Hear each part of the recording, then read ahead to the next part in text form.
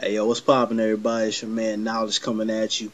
This is the Kendrick Lamar Good Kid, Mad City album review. I got a chance to listen to it. I listened to it about two, three times. I like to listen to things over and over because sometimes, the first time you listen to something, you might think something is really good and it's so-so, and then you might miss something. You like, damn, that's a good record right there. So, I like to listen to albums a couple of times before I actually critique it. And I thought it was a good album. I like how he was coming out of Compton and he wasn't on the gang banging stuff. A lot of times, Compton gets a bad rep, and a lot of people think everybody who lives in Compton is a menace and just tearing up shit and gang banging. I mean, it's a lot of cats over there that's doing that, but you also got some people over there that's living positive and trying to do the right thing. And the overall message I got from the album was, he was just a kid who, had a dream of being a rapper, got mixed up into a lot of things, with peer pressure and just being a young kid trying to find himself.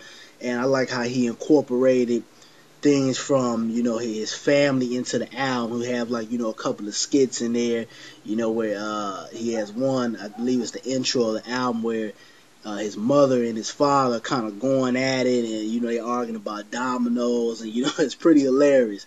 But the album it's a good album. It's worth picking up. It's the third album I've actually spent my money and went out to buy, because I don't buy albums like that, because it's just these cats out here are not really putting together albums anymore, creative albums, and something that's original and worth the people going out to buy. It's just, they'll get a couple of hot beats, and some of them are not even paying the money to distribute it out to the the big corporation. Nothing, they just dropping it on that piff.com and just releasing it as a mixtape because it's cheaper. And I understand that, but then it's like I understand why people are not buying albums anymore, because it's no creativity. It's the same shit. But that's what I gotta say about the actual album. Go pick it up. It's a good album. Cat out of LA, we don't see that a lot, but salute Kendrick Lamar. It was a good album. Second thing I want to get into is, Shyne the rapper. If y'all don't remember who he is, he was that joker that came out in the 90s. He sounded just like Biggie. He was signed to Bad Boy for a minute, and then he got locked up. I think he did like 10 years or something like that. And he got on Twitter and, was basically, stating his opinion that he felt like the Kendrick Lamar album wasn't that good. He felt like he has potential to be a great MC and be somebody who can contribute to the rap game, but he felt like the material that he put out on that album, it wasn't that hot. Now, that's his personal opinion and everything, and, Game, I guess, is cool with Kendrick Lamar, they both from Compton and everything, and so, he felt some type of way about that. Game kind of threw a couple of shots at Shyne, saying, hey, chill the fuck out, and Shyne got offended by that, and he was saying how, Game was somebody who was a big fan of his and somebody who he kept under his wing and was almost like his son. And he was saying how he did a feature on one of his artists' album that's coming out, and he felt like, if he had a certain type of problem, or he felt a certain way about his opinion against his album, he could have hollered at him in a different way and not get on Twitter and start blasting stuff out. And I agree with him on that, because a lot of these jokers out here nowadays, everybody want to get on Twitter and Facebook and talk shit. Nobody wants to actually confront that person and talk about things. It's just, I want to rumble and I want to talk stuff on the internet, but when I see you in person, it's all smiles and Hallmark cards. But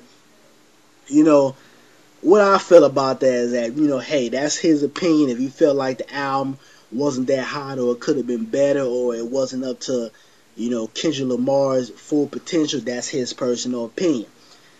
But I also have to state that when Shyne came out of prison, his stuff was garbage. I was a Shyne fan. I know a lot of other cats out there are big Shyne fans, and when he got out, everybody thought he was just going to have, this dope album. When he came out, it was trash. The album after that, it was trash. The album after that, trash.